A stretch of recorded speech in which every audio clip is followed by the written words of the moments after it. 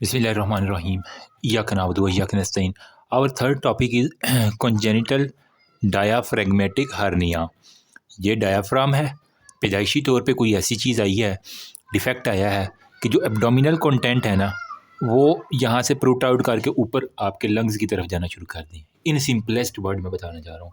तो अगर मैं डेफिनेशन की बात करूँ तो ये है herniation of the abdominal content into the thoracic cavity. ये हमारे पास एब्डोमेन है, ये हमारे पास थोरेसिक कैविटी है। तो हर्निएशन हो चुकी है from abdominal cavity to thoracic cavity. वजह क्या है? Failure of the division of thoracic and abdominal cavity at 8 to 10th week of the fetal life. जब बच्चा 8 से 10 हफ्ते के अंदर होता है फीटल लाइफ के अंदर, तब ये एब्डोमन और थोरेसिक को अल्लाह पाक जो है ना सेपरेट करवाने का अमल शुरू करवा देते हैं। ठीक है, अगर फीटल जो है फेल हो जाए इस काम के अंदर, इस नेचुरल प्रोसेस के अंदर, तो एक डिफेक्ट रह जाएगा जिसकी वजह से। तो ये 8 to 10th वीक जो है ना आपने याद रखना है। 10 रुपये देने हैं या 8 रुपये देने हैं, मैंने यूँ याद किया हुआ है। फिर अब ये इतना सवेर होता है जब पेट की सारी बावल्स और स्टोमिक वगैरह ऊपर चला गया, तो वो फेफड़ों के ऊपर असर कर रहा है, तो वहाँ इन्फेक्शन और वो सारी चीज़ें होंगी, और ये है मेन कॉज ऑफ डेथ है ये हमारे पास फीटल के अंदर। वजह क्या है? इसकी वजह से हमारे पास क्या होगा? Pulmonary insufficiency. उसके फेफड़े ही नहीं फूल पा रहे, फेफड़ों की जगह उसके सारे एब्डोमेन के स्ट्रक्चर आ गए हैं। तो पल्मोनरी इनसफिशेंसी एक बड़ी प्रॉब्लम है इन केसेस के अंदर। अभी मैं आपको एक पिक्चर भी दिखा देता हूँ।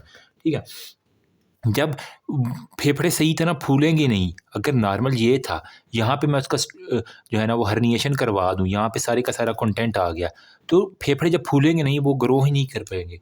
तो वो कहने के पल्मोनरी हाइपोप्लेजिया अपने नॉर्मल साइज से छोटा रह गया, तो पल्मोनरी हाइपोप्लेजिया हमारे पास हो जाएगा। ठीक है, अब बोथ लंग्स आर स्मॉल, दोनों लंग्स छोटे हैं, लेकिन वो कह रहा कि जिस साइड पे डिफेक्ट ज़्यादा होगा उस साइड पे लंग्स कंपैरेटिवली और छोटा हो जाएगा। सपोज करें कि अगर ये लेफ़्ट साइड है ना, ठीक है, आपकी साइड पे शायद कैमरा उल्टा में आ रहा हो, तो अगर लेफ़्ट साइड पे हर्निएशन है तो ये होंगे तो दोनों छोटे, लेकिन ये वाला मज़ीद छोटा हो जाएगा। तो अब एक्सरे के ऊपर जब पिक्चर देखते हो तो आपको ये निशान नहीं पता कि ये किस साइड का हर्निएशन है, ये आप लेबल कर सकते हैं। ठीक, अब हमारे पास जो है ना वो साइट क्या-क्या हैं? मोस्टली आपको वो कह रहा है कि 3 मेजर साइट्स जो है ना वो आपको मिल सकती हैं। या तो आपको लेफ़्ट साइड मिल सकता है, ठीक है? या आपको ये राइट साइड मिल सकता है, ठीक है? या फिर आपको ये दोनों साइडों पे बाइलैटरल मिल सकता है, राइट और लेफ़्ट दोनों तरफ ही जो है ना वो क्लोज़र नहीं हुआ। जो लेफ़्ट साइड है ना इसे हम कहते हैं बोशार्डिक, ठीक है? तो हमारे पास BOCHADE के बोशार्डिक जो है ना इसको हम साइड कहते हैं, और ये हमारे पास कहने के 80% है। मैं लेफ्टी हूँ, ठीक है, मेरे लेफ्ट हैंड याद है, लोग 80% जो है ना वो हमारे पास है।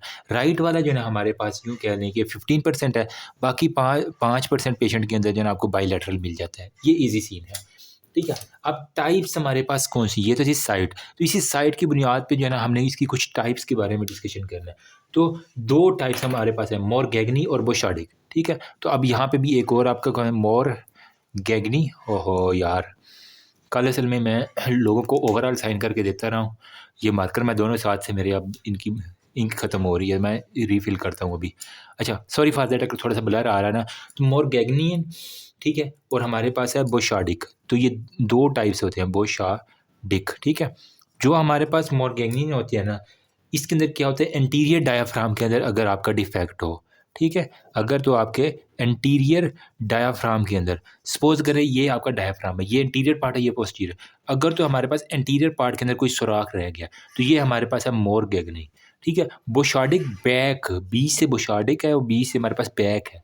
तो अगर बैक, या इसको मैं लिखता हूँ पोस्टीरो लैटरल साइडों पे या इस जगह पे, ठीक है, तो हमारे पास पोस्टीरो लैटरल या बोशार्डिक में मतलब बैक के ऊपर चले जाए, पीछे चले जाए। ठीक है, तो ये हमारे पास होता है जी बोशार्डिक। हमारे पास ईजी हो गया। अब पेशेंट आपके पास जब आएगा तो वो किस तरह क्लिनिकल मैनिफेस्टेशन करेगा, ये थोड़ा सा हम इसको देख लेते हैं। तो क्लिनिकल फाइंडिंग के अंदर हमारे पास क्या क्या आएगा? रिस्पिरेटरी डिस्ट्रेस नंबर 1 पे आएगा। ठीक है, उसको सांस लेने में जो है ना वो बहुत ज़्यादा ही मसला होगा, टैकिपनिक होगा, जल्दी जल्दी ले रहा होगा, और जो इसके एब्डोमिनल विसराज है ना वो हमारे पास डिस्प्लेसमेंट हुई होगी। ठीक है, और उसका एब्डोमेन किस तरह का होगा, स्केफाइड एब्डोमेन आपको मिल जाएगा। एक हमारे पास था प्रोट्रूबेंट, एक मतलब स्केफाइड। स्केफाइड क्या है, यूँ अंदर की तरफ धँसा हुआ, यूँ एक तरह से। देखो ना, अगर ये मरीज़ लेटा हुआ, ये इसका सर है, तो सारा एब्डोमिनल कंटेंट तो इधर आ गया है, तो पेट फिर नीचे की तरफ एक गड़ा सा यू शेप्ड, यूँ कहने के हमारे पास स्केफाइड। अभी मैं आपको दिखा देता हूँ, ये भी दिखाता हूँ और ये भी मैं दिखाता हूँ। स्केफाइड शेप एब्डोमेन होगा। फिर breath sound absent in the affected side. अगर इसका लेफ्ट साइड अफेक्टेड है तो यहाँ पे हमारे पास ब्रेथ साउंड खत्म होगी। अगर उसका राइट साइड अफेक्टेड है तो राइट साइड में हमारे पास तो जिस तरफ हमारे पास हर्निएशन होगी ना, उस तरफ हमारे पास जो साउंड है ना, वो हमारे पास बिल्कुल ही एब्सेंट हो जाएगी। ठीक है। फिर हमारे पास वो कह रहा है कि बावल साउंड जो है ना, वो may be audible in the chest. मतलब जब उसकी आते ही हमारे पास डायफ्राम से यहाँ पे उसकी छाती के अंदर आ गई हैं, तो जब छाती के ऊपर आप लगेंगे तो आपको बावल साउंड जो हमें एब्डोमेन में आती हैं, बावल साउंड नियर अम्बलाइकस, वो अब आपको छाती के अंदर जो है ना वो सुनाई दे रहा है। तो बावल साउंड कितनी थी, 1 मिनट में आई थिंक 2 मरतबा आती हैं या 4 मरतबा आती हैं। तो गुड़ू गुड़ू गुड़ू की आवाज़ें जो है ना, वो आपको बावल साउंड आपको 30 सेकंड से 1 मिनट तक सुनने होते, तो आपको मिल जाएगी वो उसकी छाती के अंदर। बड़ा अजीब है ना। अगर जस्ट सपोज करें आपकी सारे की सारी जो इंटेस्टाइन, आपका मैदा जो है ना, वो आपकी छाती के अंदर फेफड़ों के साथ पड़ा हो, कितना डेंजरस है ये। तो सोचो एक छोटा बच्चा, उसके लिए कितना खतरनाक होगा। तुम अपने रब की कौन कौन सी नेमत को जुटलाओगे। ठीक है। अच्छा, यहाँ पे वो जब ऊपर उसकी सारी की सारी छाती के ऊपर इंटेस्टाइन आ गई है, तो वो परसिस्टेंस चांसेस है कि जो खाएगा वो निकाल देगा, जो खाएगा वो निकाल देगा। जब वो सांस लेगा तो हर चीज़ निकल जाएगी। तो ज़ाहिर बात है, प्रेशर की वजह से हमारे पास वॉमिटिंग जो है ना, बहुत ज़्यादा होगी। कहीं ना कहीं इंटेस्टाइनल ऑब्स्ट्रक्शन है जो कि हमारे पास वॉमिटिंग की एक वजह बन रही है। ठीक है, ये हमारे पास है। कॉम्प्लिकेशन क्या है, कॉम्प्लिकेशन में वो कह रहा है कि हमारे पास क्या होगा, पल्मोनरी हाइपोप्लेजिया होगा और मेडिएस्टिनल शिफ्ट हो जाएगी। ठीक है। तो हमारे पास जो है ना इसके अंदर कॉम्प्लिकेशन क्या है, एक मैंने बता दिया कि लंग्स छोटे रह जाएंगे तो पल्मोनरी हाइपोप्लेजिया हो जाएगा। ठीक है। और हमारे पास जो मेडिएस्टिनम है ना, वो आगे पीछे हो जाएगी। तो मेडिएस्टिनम होता है अब सुपीरियर इंफीरियर, इंफीरियर में एंटीरियर, मिडल और पोस्टीरियर। अगर आपको एनाटमी याद हो ना, छाती को हम ये सुपीरियर मेडिएस्टिनम, इंफीरियर मेडिएस्टिनम, इंफीरियर को फिर हम 3 पार्ट में, आगे वाला एंटीरियर, मिडल और पोस्टीरियर। तो हमारे पास वो सारी की सारी डिस्टर्ब हुई होगी, मेडिएस्टिनल शिफ्ट जिसे हम कहते हैं। ठीक है।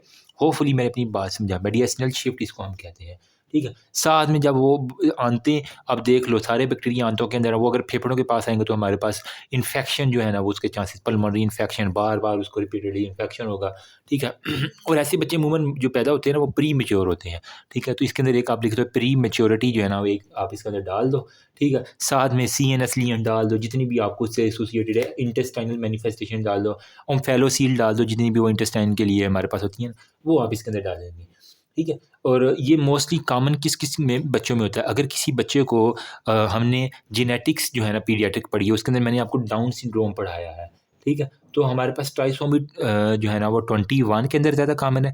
फिर हमने एक पढ़ा था एडवर्ड सिंड्रोम, जो कि ट्राइसोमी 18 होती है। फिर हमारे पास ट्राइसोमी 13 था, जिसे हम कहते थे कि पिटाओ सिंड्रोम। ठीक है। एडवर्ड, डाउन, एडवर्ड और पिटाओ सिंड्रोम, ये तीनों सिंड्रोम के अंदर 21, 18 और 13 इसके अंदर हमारे पास हो जाता है। ठीक है।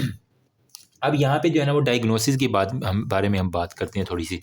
आपके पास मरीज़ आ गया, सारे सिम्टम आपको पता चल गए, आपने सुना है, एग्जामिनेशन की है, जनरल फिजिकल एग्जामिनेशन, और आपको वो मिल गई है कि छाती के अंदर जो है ना उसके बावल साउंड आ रही है, आपको शक हो रहा है यार इसको है, तो आप क्या करवाओगे। डायग्नोसिस के लिए आपने जो है ना वो एक तो चेस्ट एक्सरे जो है ना वो करवा लेना है, CXR। चेस्ट एक्सरे करवाएगी, आपको बड़ी क्लियर फाइंडिंग है। जिस तरफ अफेक्टेड है वो हाइपोप्लेजिया, अगर वो मोर अफेक्टेड होगा और आपको इंटेस्टाइन वहाँ पे उसकी एयर स्पेसेस जो है ना वो यूँ करके मिल रही होंगी। समझ रहे मेरी बात। तो एक्सरे आप करवा लेंगे। कंट्रास्ट स्टडी आप कर लोगे, अगर ज़्यादा शक है तो आप इसके अंदर एक डाई डाल के जो है ना वो कंट्रास्ट स्टडी कर लोगे, कहाँ कहाँ वो डाई जा रही है। अगर तो डाई उसकी छाती के अंदर ही घूमती जा रही है, इसका मतलब है कि उसके बावल यहीं पे पड़े हुए हैं। ठीक है। फिर आपने जो है ना वो देखना है एंटीनेटली। अगर बच्चा आपके पास एंटीनेटल जो है ना वो आ गया है, ठीक है, तो आपने मतलब अभी पेट के अंदर है, तो आप किस तरह डायग्नोस करेंगे, तो उसको एक तो पॉलीहाइड्रोमिनियाज होगा। ठीक है। मैंने कहा कि उसको निगलने में मसला है, जो खाएगा उल्टी कर देगा।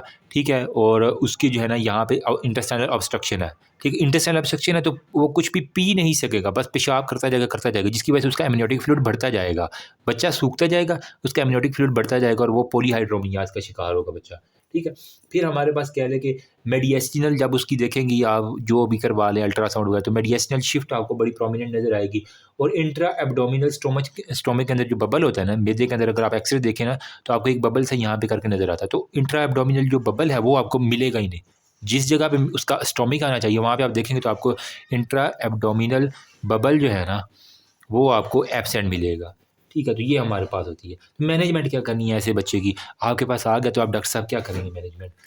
एक्स्ट्रा कॉर्पोरियल मेम्ब्रेन ऑक्सीजनेशन कर लेंगे इसकी। ठीक है, यहाँ पे मैं आपको लिखता हूँ extra corporeal membrane oxygenation. Oxygenation बहुत इंपॉर्टेंट है, उसकी ऑक्सीजनेशन सेचुरेशन जो है ना वो आपने करनी है। इमीडिएट एनजी नेजो गैस्ट्रिक जो है ना वो सक्शन करनी है। ठीक है, अगर बेबी इस तरह आपके किस सिनेरियो में आ गया, उसको सांस तेज है, सांस बहुत ख़राब हो रहा है, आपने ये सुनिए। ठीक है, और बेबी को जो है ना वो नर्सिंग के अंदर जो है ना हेड अप पोजीशन के अंदर आप उसको रखेंगे, उसका हेड ऊपर रखेंगे ताकि उसकी जो खार है वो बाहर ना आए। तो हेड अप पोजीशन एनजी के ज़रिए सक्शन करेंगे जाके उसके लंग्स के अंदर कुछ ना जाए, और एक्स्ट्रा कॉर्पोरल मेम्ब्रेन ऑक्सीजनेशन कर देंगे तो आपके पास पेशेंट टनाटन गुजारा कर देगा। लेकिन जब बड़ा होगा तो फिर आप उसकी जो है ना वो सर्जरी करके वो जो भी आपने करना है वो उसके अंदर कर देंगे। ठीक है, अभी मैं आपको दिखा देता हूँ, ये देखो ज़रा।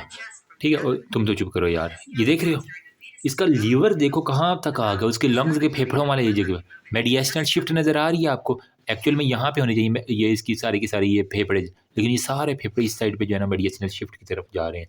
ये देखो ये सारी इसकी इंटेस्टाइन जो है ना, जस्ट इमेजिन करो आपकी इंटेस्टाइन यहाँ पे पड़ी हो आपके कंधे के पास, तो कितना होगा। तो ये देख लो। ज़्यादा मैं ये ब्लडी चीज़ें नहीं ज़्यादा दिखा रहा क्योंकि फिर यूट्यूब वाले ने वीडियो ही पकड़ के निकाल देनी है। ठीक है, ये देख लो स्मॉल लंग है, इसके अलावा बावल्स लेफ्ट साइड चेस्ट के अंदर आपको ये सारी इंटेस्टाइन मिल जाएगी, और ये आपको राइट लंग है, ये आपको जो है डायफ्रेगमेटिक हर्निया का यहाँ पे इसकी लेफ्ट साइड पे मैंने कहा 80% पेशेंट के अंदर होती है, तो आपको वो दिख रहा है। जिस तरफ दिल है उस तरफ आपको मोस्टली जो है ना वो मिल जाएगी। That's all about, thank you so much. Next हमारे पास जो है ना वो कंजेनिटल हाइपरट्रॉपिक पाइलोरिक स्टीनोसिस हमने डिस्कशन करना है। अगर किसी ने इसका स्क्रीनशॉट लेना है तो you are always welcome. Thank you.